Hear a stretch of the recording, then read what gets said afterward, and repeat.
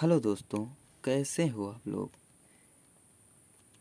उम्मीद है हमारी कि ज़रूर आप अच्छे होंगे। 11 या 11th यूँ कहें 11th की बायोलॉजी अभी इसी वक्त अभी हम शुरू करने चल रहे हैं। ये चैनल हमारा छोटा सा है, नया चैनल है MS ज्ञान। MS ज्ञान प्लीज़ सब्सक्राइब लिखा हुआ है, हमने अंग्रेजी में लिख दिया है। कृपया सब्सक्राइब करें और सपोर्ट करें। धन्यवाद। 11th biology. अगर बायोलॉजी की बात करें, बायोलॉजी की जैसा हमने पहले से ही PDF की फॉर्म में बनाया है या यूँ कहें स्ट्रक्चर बनाया है। बायोलॉजी की बात करें, इसका हिंदी होता है जीव विज्ञान। अभी आगे देख लेंगे। जीव विज्ञान, जीव विज्ञान को दो तरीके से डिफाइन किया जाता है। पहली डिफिनीशन इधर है, दूसरी डिफिनीशन इधर है। अगर बात करें दोनों डिफिनीशन की, तो पहली डिफिनीशन है विज्ञान की वह शाखा जिसके अंतर्गत जीवों का अध्ययन किया जाता है। अगर हम अभी कुछ मार्क करेंगे तो एक चीज़ यहाँ पर बहुत ज़रूरी है, जीवों का अध्ययन। अगर बात करें तो इसमें याद क्या रखना है, विज्ञान की वह शाखा जिसके अंतर्गत जीवों का अध्ययन किया जाता है। जीवों में सजीव जितने भी आते हैं उनका अध्ययन किया जाता है। ये पहली परिभाषा। दूसरी परिभाषा की बात करें, ये थोड़ा परिभाषा इंग्लिश में है कि यह सब बायोलॉजी जो है दो शब्दों से मिलकर बना है, बायोस और लोगोस। बायोस का अर्थ होता है सजीव, बायोस का अर्थ होता है सजीव। सजीव इंग्लिश इसकी होती है लिविंग। अगर बात करें जाए वहीं पे लोगोस की, लोगोस का मतलब अध्ययन या स्टडी होता है, इसकी इंग्लिश स्टडी होती है। अगर बायोलॉजी हमने शुरू ही किया है तो बता दें कि बायोलॉजी शब्द का प्रयोग सर्वप्रथम 1802 में लैमार्क और ट्रेविरेनस ने किया था। लैमार्क और ट्रेविरेनस ने किया था। यह क्वेश्चन बहुत ही इम्पोर्टेंट है। दो क्वेश्चन इससे बन सकते हैं। कब किया था और किसने किया था। बायोलॉजी शब्द ग्रीक भाषा से लिया गया है। यह जो बायोलॉजी शब्द अभी हम पढ़ रहे हैं यह ग्रीक भाषा से लिया गया है। अभी बात करें बायोलॉजी का अर्थ, हमने कुछ देर पहले बताया था जीव विज्ञान। तो बात करते हैं जीव विज्ञान की, क्योंकि हम हिंदी से बिलोंग करते हैं, हिंदी मीडियम से, तो ज़्यादा इंग्लिश की ओर ना बढ़ के हिंदी की ओर लौट आते हैं। जीव विज्ञान, जीव विज्ञान की बात करें तो जीव विज्ञान क्या है कि पहले जीव विज्ञान अकेले था, तब इसके फादर थे अरिस्टोटल या यूँ कहे अरस्तु इनका नाम है, परंतु इंग्लिश में इनका नाम अरिस्टोटल लिखा जाता है। अगर बात करें अब मॉडर्न युग में या यूँ कहे आधुनिक विज्ञान में, तो जंतु विज्ञान और वनस्पति विज्ञान ये दो शाखाओं में बढ़ चुका है। जीव विज्ञान की दो मुख्य शाखाएं बन चुकी हैं, जंतु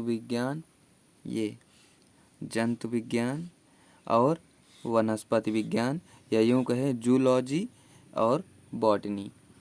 जूलॉजी वही जंतु विज्ञान का इंग्लिश और बॉटनी वनस्पति विज्ञान की इंग्लिश। अगर अब आगे बात करें, यहाँ तो फादर अरिस्टोटल अर्थात अरस्तु को माना गया जब केवल जीव विज्ञान अकेले था। इसमें जंतु विज्ञान और वनस्पति विज्ञान दोनों शामिल थे। जब ही अलग अलग हो गए हैं तो अरस्तु तो इसमें भी चले आए। अरस्तु कहे ना भैया, हम एक में ना रह पाएंगे, हम दोनों में रहेंगे। वनस्पति विज्ञान थियोफ्रेस्टस आ गए, इसमें कहे कि चलो भैया तुम दो लोगों को संभालो, हम तीसरे को संभाल लेंगे। तो यहाँ तक बात आती है केवल जनकों की। अब आगे बात करेंगे इनकी बुक्स की। अगर बुक्स की बात करें तो अरस्तु जो कि फादर ऑफ जूलॉजी हैं, इन्होंने लिखा है हिस्टोरिया एनिमलियम हिस्टोरिया एनिमलियम, ये इनके द्वारा लिखी गई किताब है, अरस्तु के द्वारा या यूं कहें अरिस्टोटल के द्वारा। लेकिन थियोप्रेस्टस भाई साहब ने क्या लिखा है, बस सेम वही, थोड़ा सा अंतर। हिस्टोरिया प्लांटेरम, ओ सॉरी, PLANTARUM, हिस्टोरिया प्लांटेरम, ये हैं इन दोनों की किताबें। इसमें 500 से अधिक 500 प्लस जंतुओं का 500 प्लस जंतुओं का डेटा रखा गया है इस किताब में, हिस्टोरिया एनिमलियम।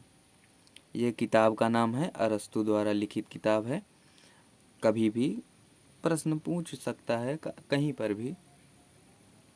हिस्टोरिया प्लांटेरम की बात करें, ये किताब थियोप्रेस्टस साहब ने लिखा है, जो कि बॉटनी वनस्पति विज्ञान के जनक माने जाते हैं। अभी तक हमने पढ़ी जीव विज्ञान की 2 मुख्य शाखाएं पढ़ी हैं, केवल मुख्य शाखाएं। अभी जीव विज्ञान की कुछ अन्य शाखाएं बाकी हैं। जीव विज्ञान की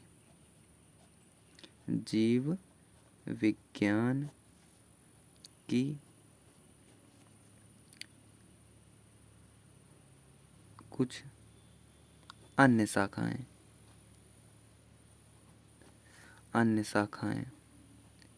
अब वहाँ पर दोनों मुख्य शाखाएं थी, अब यहाँ पर कई अन्य शाखाएं बन चुकी हैं।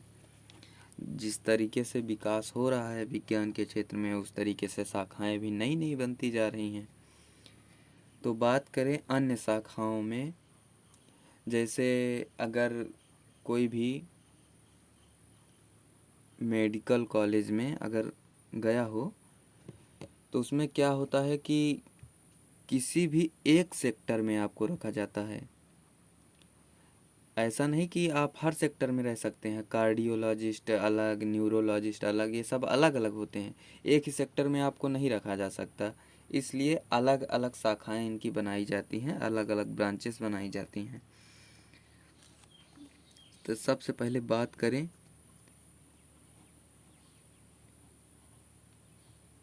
क्रेनियोलॉजी की। क्रेनियोलॉजी, अगर क्रेनियोलॉजी की बात करें तो इसमें कंकाल नहीं, सॉरी, कपाल या यूं कहें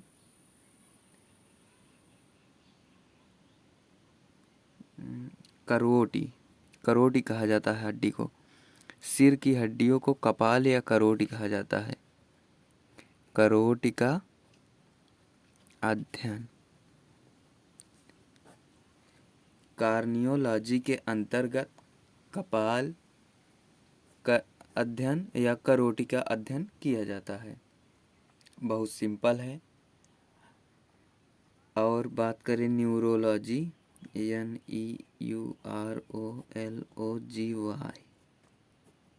न्यूरोलॉजी। बात करें तो तंत्रिका तंत्र, न्यूरॉन सबसे बड़ी तंत्रिका होती है, इसलिए न्यूरोलॉजी तंत्रिका तंत्र का अध्ययन। तंत्रिका तंत्र का अध्ययन किया जाता है, तंत्रिका तंत्र का अध्ययन किया जाता है न्यूरोलॉजी के अंतर्गत। इसलिए अगर जो भी न्यूरोलॉजी कर लेता है या तंत्रिका तंत्र का अध्ययन कर लेता है, वो एक न्यूरोलॉजिस्ट बन जाता है। आफ्टर दैट वो न्यूरोसर्जन बन जाता है। लास्ट में वह न्यूरोसर्जन बन जाता है, मतलब अच्छे खासे सैलरी पैकेज में न्यूरोसर्जन बनते हैं। और आगे बात करें कार्डियो, बहुत सी ब्रांचेस हैं, हमें कुछ याद हैं, कुछ हम मेंशन कर दे रहे हैं, और बाकी और आगे भी लिस्ट बना के कहीं ना कहीं से खोज कर लाएंगे ज़रूर। कार्डियोलॉजी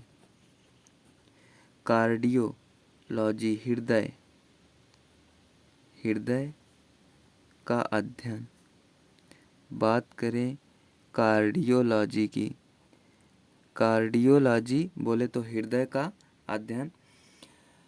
देखिए, हृदय में पाई जाती है कार्डियक पेशी, हृदय में कार्डियक पेशी पाई जाती है, इसलिए हृदय के अध्ययन को कार्डियोलॉजी कहते हैं।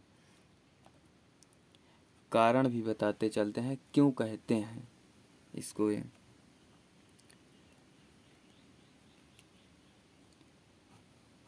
बात करें नेफ्रोलॉजी की, नेफ्रोलॉजी वृक्क, अगर ना समझ में आए तो अपनी भाषा में किडनी का अध्ययन।